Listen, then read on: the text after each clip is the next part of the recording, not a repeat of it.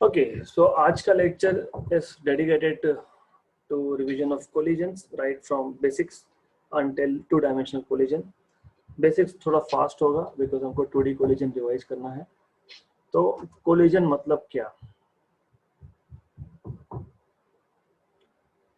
So collisions हमने start किया था from head on. Head on का मतलब क्या होता है कि before collision और after collision दोनों के दोनों ऑब्जेक्ट जो है वो अलोंग सेम लाइन मूव हो रहे हैं. So here I am showing one line. This is the line of impact. Object 1 had mass m1, velocity u1. Object 2 का velocity u2 था और mass m2 था. I will show this little smaller u2 and mass m2. This was before collision. So before collision, okay. And during collision, what happens is there is a force. There are two forces: action, reaction. Action, reaction. So object 1 will experience force because of 2 and object 2 will experience force because of 1. तो ये जो force है it acts along the line joining the centers of the two bodies, two objects. इसको बोलते हैं line of impact. ये हमने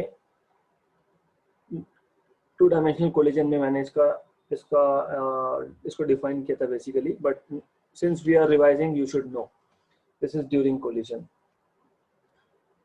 right. So there are two forces, action and reaction, दो फोर्सेस है यहाँ पे. ओके, देन आफ्टर कोलिजन क्या था कि after collision again the objects are moving along the same line. Both the objects will go along the same line with different velocities, different final velocities, v1 and v2. Masses still are same because masses change नहीं होते, right?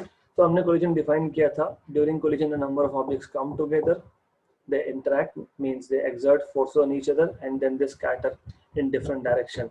Here they are scattering in the same direction, right? So along the same line. मैंने आपको बताया था कि collision किसी भी type का हो, linear momentum is always conserved. मतलब total initial linear momentum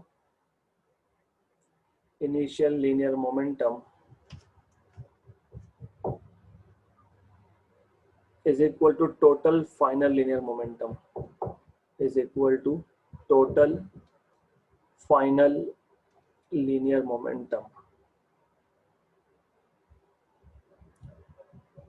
okay, तो इनिशियल लीनियर मोमेंटम क्या था? m1 u1 plus m2 u2 और फाइनल क्या था? m1 v1 plus m2 v2, right. Otherwise you can also write this in terms of summation convention, summation mi ui, where I runs from 1 to 2 in this case, क्योंकि यहाँ पे दो ही object है, 3 होंगे तो 3, 4 होंगे तो 4, in general n if you have n number of objects. And summation mi vi I runs from 1 to n. या फिर आप इसको ऐसे भी लिखते हो, summation over pi, where pi is initial momentum, is equal to summation pf, where pf is final momentum after collision. तो collision किसी भी टाइप का हो, अभी टाइप्स हम लोग क्लासिफाइड करेंगे. किसी भी टाइप का मोमेंटम हो, किसी भी टाइप का कोलिजन हो, momentum is always conserved, and here we are talking about linear momentum. So depending on whether kinetic energy is conserved or not, we define collision as elastic और inelastic. Elastic collision में क्या होता है? Total final kinetic energy, मतलब kinetic energy के ऊपर सम किया, मतलब अगर दो ऑब्जेक्ट्स होंगे तो दोनों ऑब्जेक्ट्स का kinetic energy का addition. Or you can also write this way, half m1 u1 square plus half m2 u2 square is equal to summation of kinetic energy final, that is after collision. और ये आपका आता है basically half m1 v1 square plus half m2 v2 square. ऐसा भी लिख सकते हो. or you can also write down summation mi ui square where I runs from 1 to n, where n is number of colliding objects. अगर दो होंगे तो 2, and here you can write down mi vi square where I runs from 1 to n again. Okay, तो this was elastic collision जिसमें kinetic energy भी conserved होता है. So linear momentum तो conserved है ही. In any type of collision, linear momentum is conserved, and if kinetic energy is also a conserved quantity, then ऐसे collisions को हम लोग बोलते हैं elastic. दूसरा टाइप का हमने देखा था inelastic collision. Inelastic collisions में kinetic energy conserved नहीं होता है, मतलब summation of initial kinetic energy, total initial kinetic energy is not equal to total final kinetic energy. Normally, in most of the cases, initial kinetic energy is less than final kinetic energy because there is loss in the kinetic energy in most of the cases.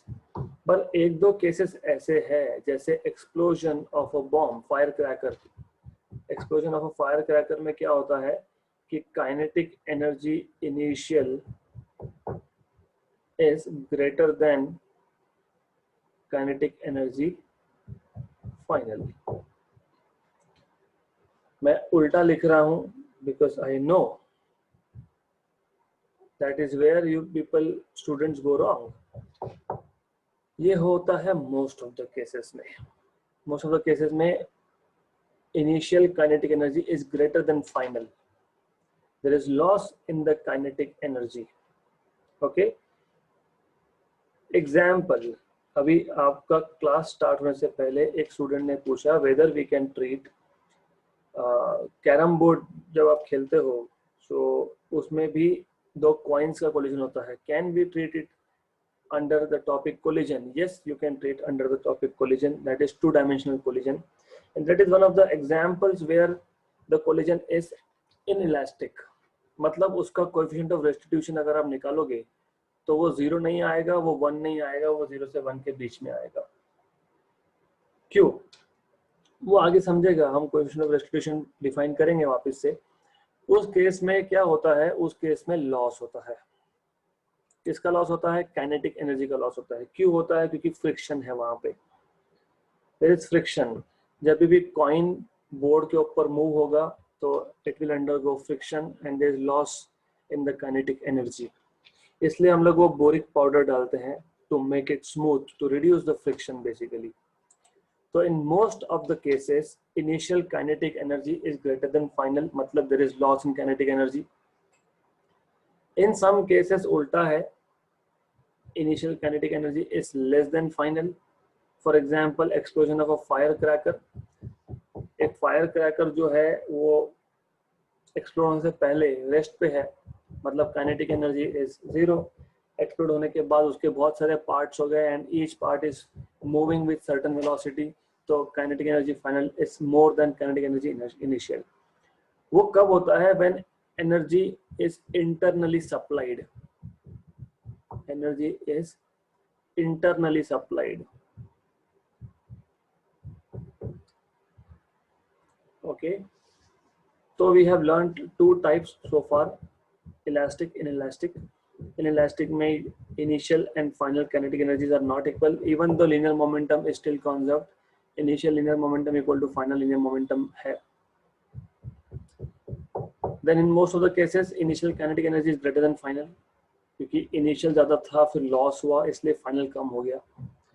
Only in few cases initial kinetic energy is less than final. Only few cases. Okay. Then we have seen something called as perfectly inelastic collision.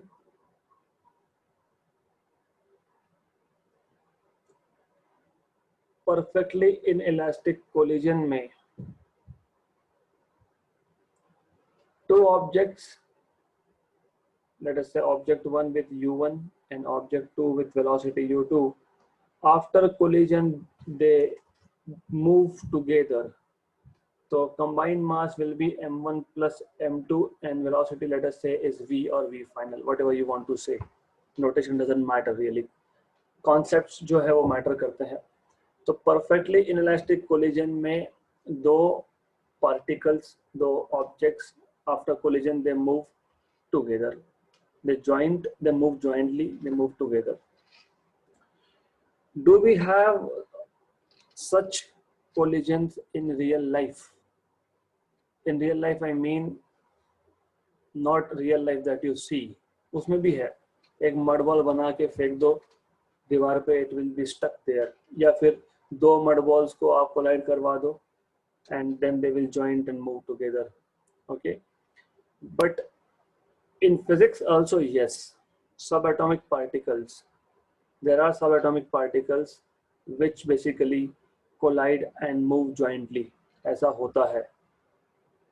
Okay, so there are subatomic particles which collide together and move jointly, right? So yes, there are examples. Then इसके बाद हमने define किया था coefficient of restitution.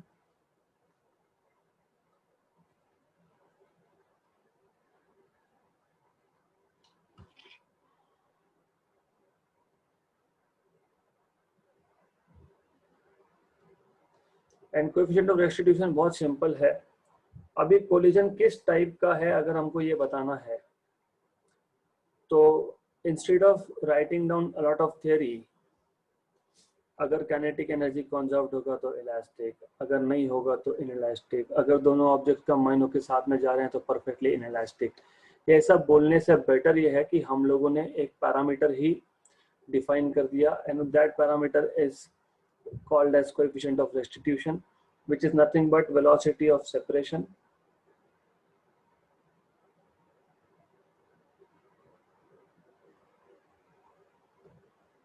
to that of, so it is a ratio of velocity of separation to that of velocity of approach. मतलब velocity of separation after collision होता है, velocity of approach before collision होता है, तो ये पता होना चाहिए. And you know velocity of separation after collision is v2 minus v1 and approach is u1 minus u2. Well, this is a general formula. General formula in the sense it will depend करेगा before collision और after collision velocities के directions क्या है उसके ऊपर. ये general formula है. Okay, example बता रहा हूं मैं आपको, ये हम न्यूमेरिकल्स में लेंगे बाद में. ये था u1, object 1 moving with u1, ये था u2. यहाँ पे वेलोसिटी ऑफ अप्रोच क्या है, u1 माइनस u2. अगर मैंने उल्टा केस लिया होता, उल्टा मतलब सिर्फ u2 को उल्टा कर रहा हूं मैं.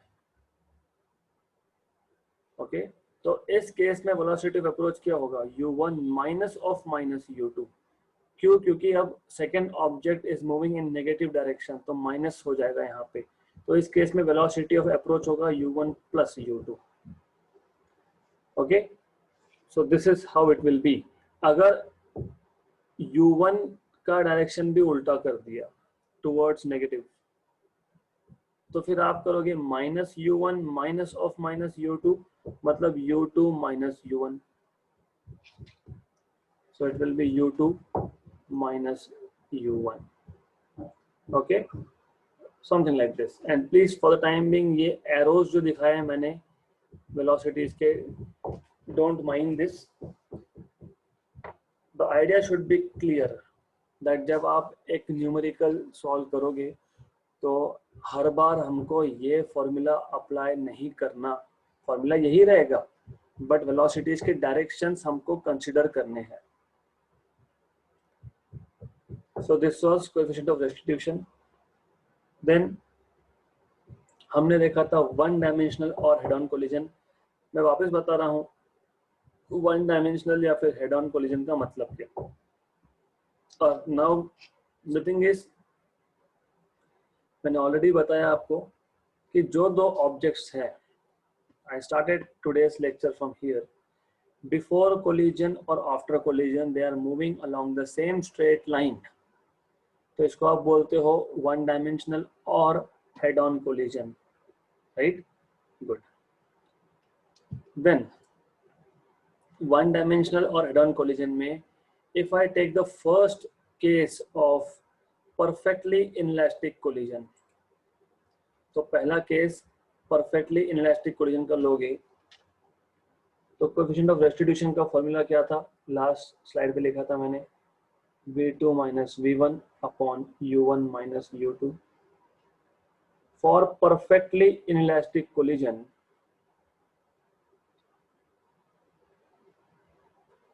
For perfectly inelastic collision,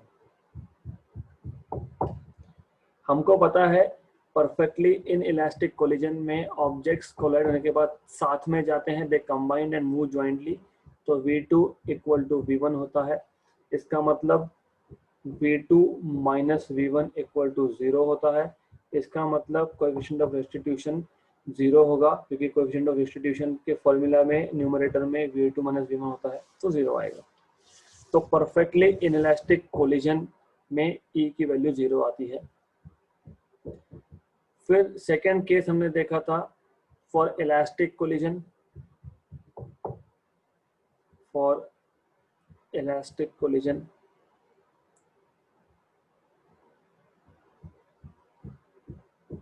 elastic collision में हम लोगों को बेसिकली सबसे पहले तो फॉर्मूलाज डिराइव करने की जरूरत थी। तो व्हाट वी डिड वाज, क्योंकि you see perfectly inelastic collision it is a very simple case, लेकिन परफेक्टली इन इलास्टिक कोलिजन में क्योंकि दोनों objects they are combining and moving together, that means हमको कुछ करने की जरूरत ही नहीं है। यहाँ पे न्यूमरेटर 0 हो गया, e की वैल्यू 0 हो गई, खत्म। बट फॉर इलास्टिक कोलिजन हमको वेलोसिटी ऑफ अप्रोच और वेलोसिटी ऑफ सेपरेशन में रिलेशन देखना पड़ेगा। तो हम लोग स्टार्ट कहाँ से करते हैं? 99% ऑफ द केसेस स्टूडेंट्स में मैंने ये चीज देखा है कि उनको टॉपिक समझा है, कॉन्सेप्ट समझा है, लेकिन स्टार्टिंग पॉइंट नहीं पता। You should no one thing, ऐसा कोई डेफिनाइट स्टार्टिंग पॉइंट नहीं होता है फिजिक्स में। अगर आपको कॉन्सेप्ट समझा है, what you should do is be natural, जो समझा है, जो याद आ रहा है वो लिखो। अब कोलिजन से सबसे पहले मुझे ये याद आता है कि कोलिजन है किसी भी टाइप का है तो लीनियर मोमेंटम कॉन्जर्व रहने वाला है। तो सबसे पहली चीज ये याद आती है कि m1u1 plus m2u2 equal to m1v1 plus m2v2।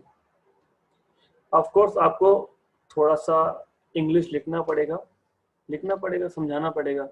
Consider two objects or two particles moving along the same straight line with masses m1 and m2. Let the initial velocities of these two masses be u1 and u2. These two objects are undergoing head-on collision. Assuming the collision is elastic, okay? यहाँ तक तो आपको लिखना आएगा। Then we know that in any type of collision, linear momentum is a conserved quantity. Therefore ये आ गया, no big deal, simple.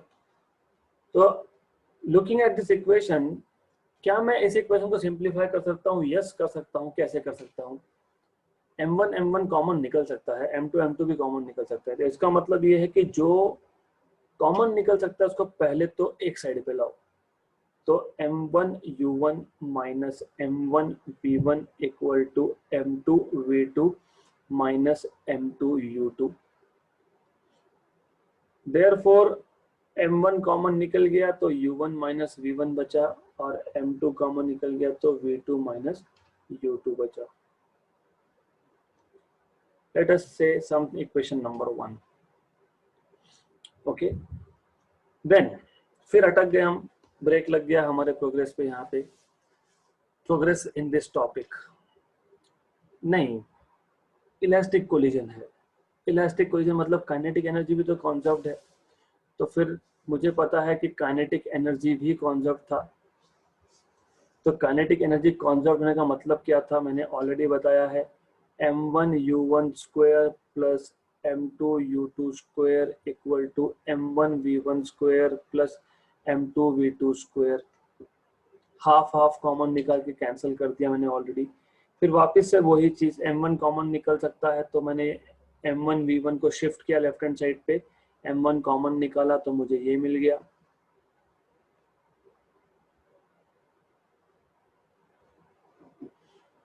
Right, good, okay. Then थोड़ा सा स्कूल का बेसिक्स याद आ गया हमको, ये a square minus B square एक आइडेंटिटी है, तो मैंने लिख दिया m1 u1 minus v1 u1 plus v1 equal to m2 v2 minus u2 v2 plus u2, ये इक्वेशन 2 हो गया। फिर मैंने इक्वेशन 1 को डिवाइड कर दिया इक्वेशन 2 से, and after dividing what will be left as u1 plus v1 equal to u2 plus v2, मतलब u1 minus u2 is equal to v2 minus v1, मतलब velocity of approach is equal to velocity of separation, मतलब velocity of separation upon velocity of approach is equal to 1, मतलब coefficient of restitution की value आ गई 1। तो perfectly inelastic के लिए 0 और इलास्टिक के लिए 1, मतलब for any collision the value of coefficient of restitution is between 0 and 1, right? Then the last thing that we did in this particular topic, जो मैं डिटेल्स में नहीं जाऊंगा क्योंकि there is simple algebra involved, yes simple algebra involved है इसमें, simple ही है, that was to find out final velocities, expressions for final velocities of the two colliding bodies, मतलब v1 और v2 का इक्वेशन। और v1 और v2 के equation के लिए हमने सिर्फ किया क्या था, we have used this equation number 1 and we have used equation number let us say 3। तो हमारे पास था m1 u1 minus v1 m2 v2 minus u2, that was equation number 1। Equation 3 से मैं v2 is equal to u1 plus v1 minus u2 डाल सकता हूँ। If I am substituting for v2 means I am eliminating v2 from equation 1, मतलब equation 1 में सिर्फ v1 रह जाएगा और मैं v1 को सिंप्लीफाई करके एक इक्वेशन बना सकता हूँ v1 के लिए। और वो मैंने आपको ट्रिक बताई थी, 2 टर्म्स आती है, दोनों में नीचे m1 प्लस m2 आएगा, m1 प्लस m2 आएगा। जब आप v1 लिख रहे हो तो पहले टर्म में u1, दूसरे टर्म में u2, और दूसरे टर्म में डायरेक्टली 2m2 u2 लिख देना, और पहले टर्म में m1 माइनस m2 ऊपर आएगा, नीचे m1 प्लस m2 आएगा u1, और दूसरे टर्म में आएगा 2m2 u2 upon m1 plus m2। Similarly जब मैं v2 का एक्सप्रेशन करूंगा तो वापस से 2 टर्म आएंगे, नीचे आएगा m2 प्लस m1, ऊपर आएगा m2 माइनस m1 और u2 यहाँ पे, दूसरे टर्म में आएगा 2m1 u1 upon m2 plus m1, right. JEE NEET CET, और अगर आप कोई और एग्जाम्स हो गए VIIT NDA के सिलेबस में होगा तो वहाँ पे, तो ऐसे ट्रिक्स ये आते हैं ऑब्जर्वेशन से। ऑब्जर्वेशन होता है जब आप खुद लिखने बैठते हो। Someone asked me few days back why I am not giving printed notes. मैं दे सकता हूँ, doesn't take any time, सारे नोट्स तो रेडी है, सिर्फ प्रिंटिंग के लिए भेजना पड़ेगा, टाइपिंग के लिए। But ultimately my concern is कि सब कुछ अगर ऑनलाइन सिस्टम में अगर टीचर के एंड पे होगा तो फिर आप लोग क्या करोगे। तो जब आप ये करने बैठते हो ना, लिखने बैठते हो, and I tell you one thing from my personal experience, let it go into recording, I don't mind. जब आप खुद करने बैठते हो या पढ़ाने बैठते हो तो you think more than normal. जितना मैं आपको बताता हूँ उतना तो मैं खुद प्रिपेयर करते वक्त नहीं सोचता हूँ, you know, it only comes when you start doing things on your own. तो इसलिए there will be no printed notes for state board. Okay, I am sorry, one thing. दूसरा, notes in the form of question and answers, no, they will not be given, not at all, not under any condition, right? Okay, that's it, इतना बताना था। इसके बाद हम लोगों ने special cases discuss किए थे। You just have to go through the flow. अभी स्पेशल केसेस मतलब क्या हो सकता है, you know, you have to think क्या स्पेशल केस हो सकता है। अभी कोलिजन की बात कर रहा हूं मैं, राइट, दो गाड़ी का कोलिजन, क्या स्पेशल केस हो सकता है? दोनों गाड़ी सेम टाइप की होगी, है ना, दोनों अर्टिगा अर्टिगा, दोनों स्विफ्ट डिजायर। कैरम बोर्ड खेल रहे हो तो आप उसमें नॉर्मली तो सेम नहीं हो सकता क्योंकि striker is different than normal coins, but marbles खेल रहे हो आप तो मार्बल में हो सकता है you have like same type of same masses of two object, तो ये स्पेशल केस हो सकता है ना। तो पहले स्पेशल केस में हमने देखा कि अगर दो कोलाइडिंग ऑब्जेक्ट्स के मासेस सेम हो तो क्या होगा। तो हमको मिला v1 इक्वल टू u2 और v2 इक्वल टू u1। वो करके देख लेना आप, ऊपर के दो इक्वेशन सब्स्टिट्यूट कर देना, यही मिलेगा। हमको क्या समझा इस चीज से? हमको इस चीज से ये समझा कि वेलोसिटीज एक्सचेंज हो गई। जो वेलोसिटी पहले ऑब्जेक्ट 1 के पास थी वो कोलिजन के बाद 2 की हो गई, और जो कोलिजन से पहले 2 की थी अभी वो कोलिजन के बाद 1 की है।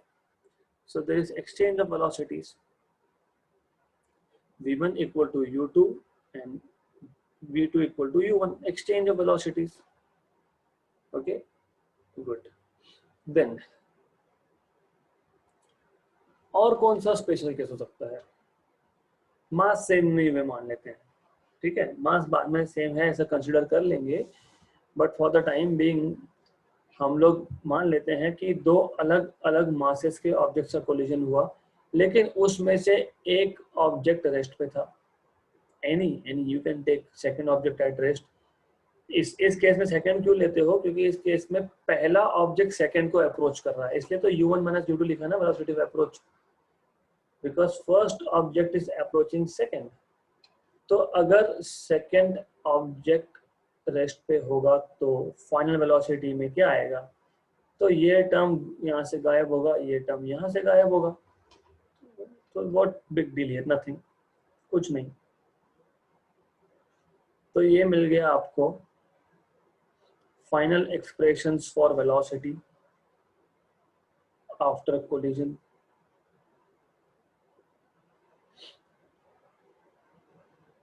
Okay, right. अब इसमें भी अगर मासेस सेम हो गए, अभी इसमें भी अगर मासेस सेम हो गए तो क्या होगा? If m1 equal to m2, तो पहले ऑब्जेक्ट का फाइनल वेलोसिटी 0 हो जाएगा, दूसरे का हो जाएगा इनिशियल ऑफ फर्स्ट। देख लो करके, if I put m1 equal to m2 this will become 0, okay, and if I put m1 equal to m2 v2 will become u1. Okay, so just for the sake of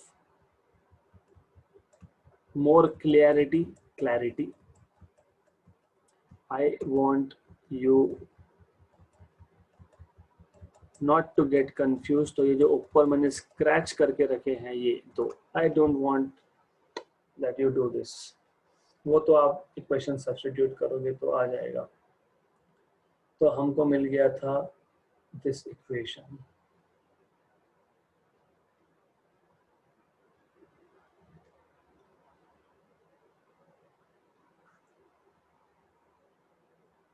और इसके बाद मैंने आपको बताया ही कि अगर मासेस भी same हो गए तो क्या? तो पहला ऑब्जेक्ट रेस्ट पे आएगा, दूसरा ऑब्जेक्ट का फाइनल वेलोसिटी जो होगा it will be initial of first. मतलब सिंपल है, पहला ऑब्जेक्ट आया, दूसरा ऑब्जेक्ट रेस्ट पे था, पहला ऑब्जेक्ट रेस्ट पे हो गया, मतलब final velocity of first object become 0, and now second object is moving with velocity which was the velocity of first object. इसका मतलब exchange of velocities again, right? So this was all about collisions in one dimension, right? Then we have discussed something called as loss in kinetic energy during perfectly inelastic collision, that I am not going to cover because it is not included in the syllabus for this academic year 2021. मैं नहीं लेने वाला हूँ, revision नहीं करने वाला, मतलब मैंने कल के लेक्चर में लिया है वो. Now we should move to a topic which was little mathematically complicated, and but it is in real life you use it at many places. मुझे लगता है कि आप में से ऑलमोस्ट हर एक ने कैरम तो खेला होगा, तो ये somewhat related to कैरम है, somewhat if not कैरम, क्योंकि कैरम में सेकंड ऑब्जेक्ट रेस्ट पे होता है and you hit it with striker, right. If not carrom तो बाकी ऐसे कुछ गेम्स है. I don't know if you have played pool, तो पूल में समटाइम ऐसा सिचुएशन हो जाता है वेयर बोथ आर मूविंग. पहले आपने हिट कर दिया स्ट्राइकर को with that wooden stick, okay, right, और बाद में सारे के सारे बाकी बॉल्स यहाँ वहाँ रैंडमली घूम रहे हैं and they are hitting each other. तो ऐसा सिचुएशन क्रिएट हो जाता है where you have collision in 2 dimensions, both the objects are moving, and that is a non-head-on collision. Okay, so we discussed this yesterday, non-head-on collision. Okay, तो scenario थोड़ा सा complicated इसके लिए है क्योंकि यहाँ पे 4 एंगल्स और 4 पैरामीटर इन्वॉल्व हो रहे हैं and the motion is suppose to be in 2 dimension. तो ये पहला ऑब्जेक्ट है. सपोज मैं एक लाइन ड्रॉ कर देता हूँ पहले. ये लाइन क्या है ये मैं आपको बाद में बताऊंगा. Let me just draw it first. Suppose ये ऑब्जेक्ट यहाँ से आया था from some direction, with 2 dimensional motion है. Okay, it came from some direction over here with velocity u1, which was making angle alpha 1 with this line, और इस line को मैं बोल दूंगा लाइन ऑफ इम्पैक्ट. इसको लाइन ऑफ इम्पैक्ट क्यों बोलते हैं ये आगे क्लियर होगा. देन जब कोलिजन हुआ तो सेकेंड ऑब्जेक्ट यहाँ पे था और सेकेंड ऑब्जेक्ट भी कहीं से आया होगा. Let us say it came from this particular direction with velocity u2. Angle with respect to line of impact is alpha 2. That is alpha 2. भी नहीं दिख रहा होगा तो let me just change the pen size. Alpha 2. Anyways. Okay. Then I can draw a common tangent to both of this. ये है common tangent, मान लेना ये स्ट्रेट लाइन है. Okay, right. देन ऐसा है कि after collision these are moving in different directions. Okay, let me say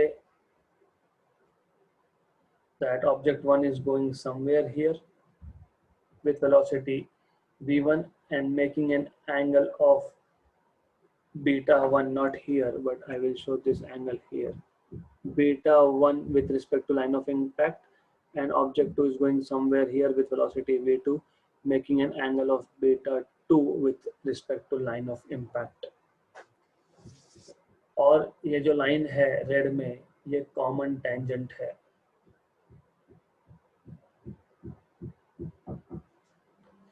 right, तो सबसे पहले आपको ओवरऑल सिनारियो इमेजिन करना पड़ेगा कि क्या हो रहा है. 2 ऑब्जेक्ट आ रहे हैं and both are coming from 2 different direction and they are colliding.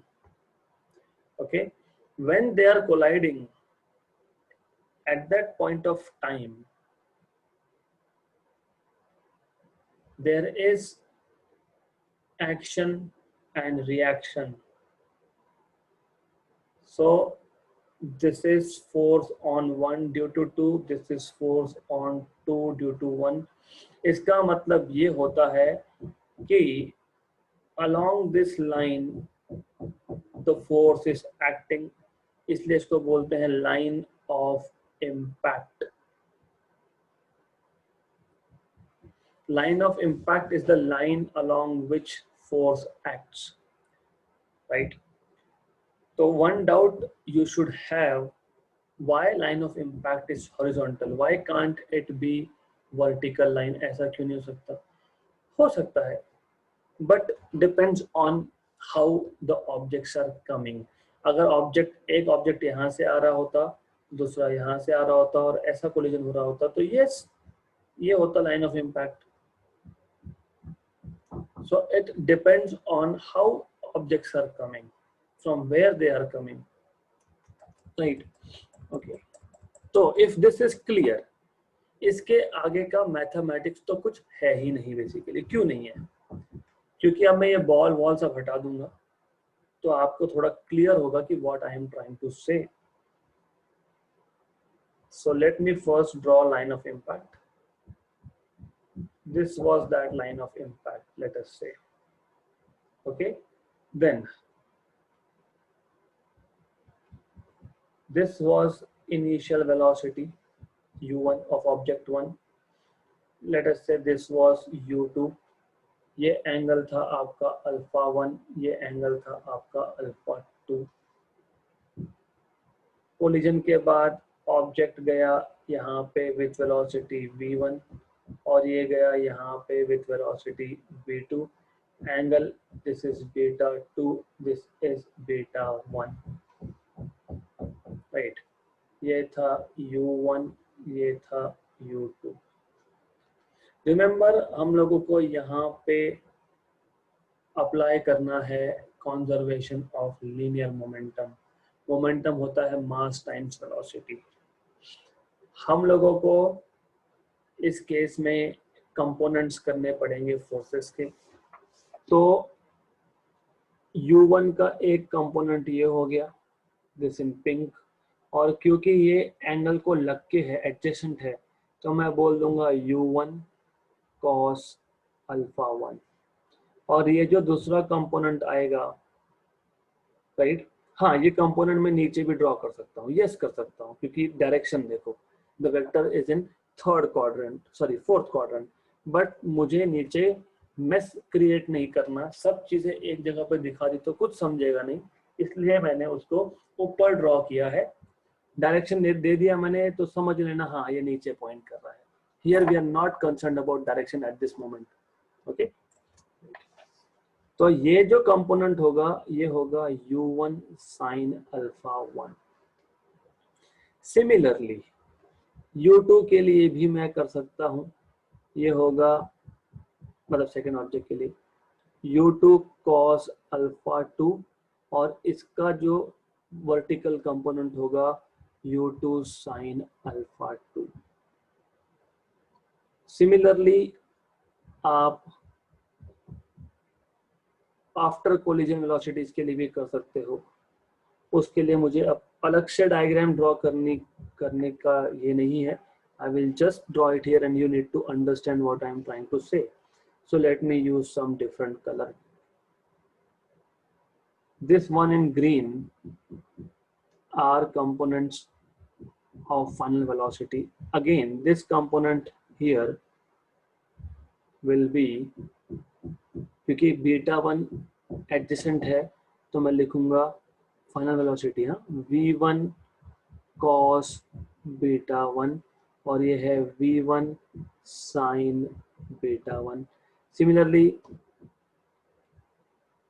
इसके कंपोनेंट्स हो सकते हैं, एक यहाँ गया, एक यहाँ गया, तो you have this as v2 sin cos beta 2,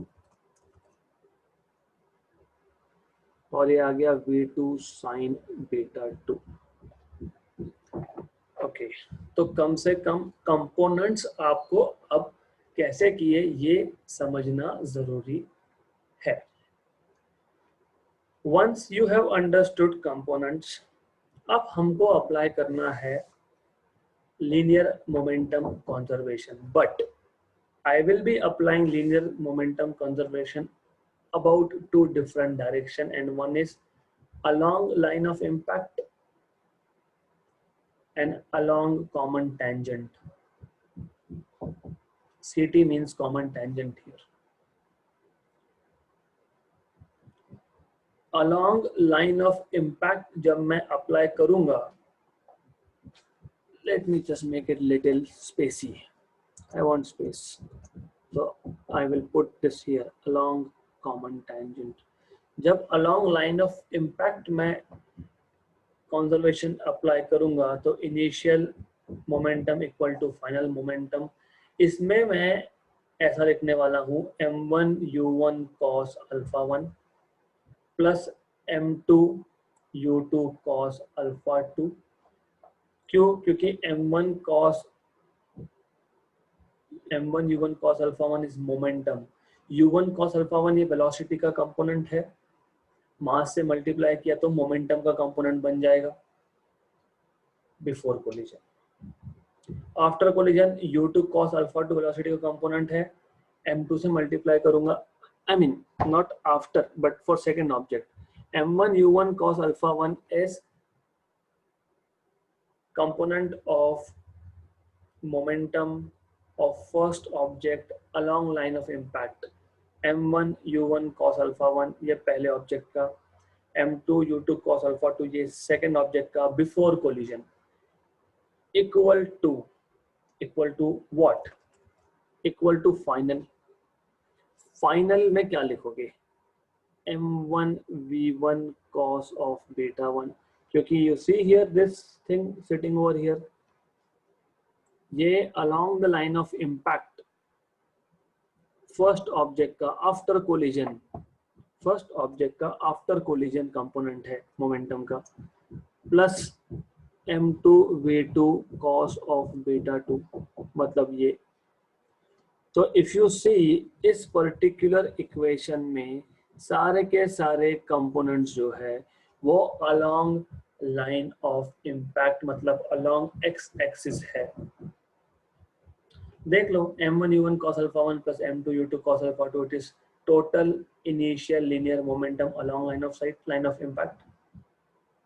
m1 v1 cos beta 1 plus m2 v2 cos beta 2 is final linear momentum along line of impact. मतलब x की डायरेक्शन में जो कुछ था वो लिख दिया हमने, राइट. अभी along common tangent देखेंगे. along common tangent जब आप करते हो तो आप पहले ऑब्जेक्ट का मतलब आप क्या करते हो? आप initial momentum of first object equal to final momentum of first object और initial momentum of second object equal to final momentum of second object individually equate करते हो. यहाँ पे कंबाइंड इक्वेट किया था, देखो दोनों आ गए, m2 m2 m1 m1 सब आ गया उसमें. तो along line of impact combined equate होता है, along common tangent separately equate होता है. क्यों? Let me first write it down then I will explain why. तो पहले p initial for first object along common tangent मतलब along y axis, m1 u1 sin alpha 1, you can see this one, and after will be m1 v1 sin beta 1, m1 v1 sin beta 1. Similarly यहाँ पे आएगा m2 u2 sin alpha 2 equal to m2 v2 sin beta 2. तो ये भेदभाव क्यों? Why this kind of bias? क्योंकि मैंने आपको ऑलरेडी बताया, this is what matters. Newton second law. Force कहाँ था? लाइन ऑफ इम्पैक्ट के डायरेक्शन में था. कॉमन टेंजेंट के डायरेक्शन में फोर्स नहीं था. You must notice this. तो according to Newton second law, force is nothing but rate of change of linear momentum, F equal to dp by dt. तो along the line of sight, along the line of impact, line of sight sorry, क्योंकि astronomy में ये बहुत ज़्यादा use होता है along the line of sight. तो मेरे I'm used to using this word line of sight. Here line of impact, I am sorry, right? So along the line of impact,